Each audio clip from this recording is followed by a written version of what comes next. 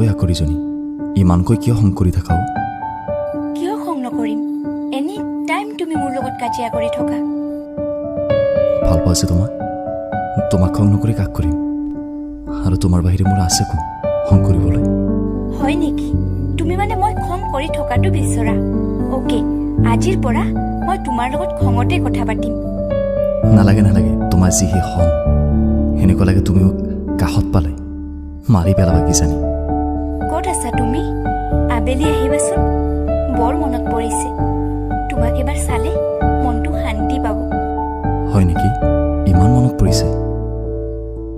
এতিয়াই যাওঁ তেন্তে। নালাগে এতিয়া আহিব, মা আছে।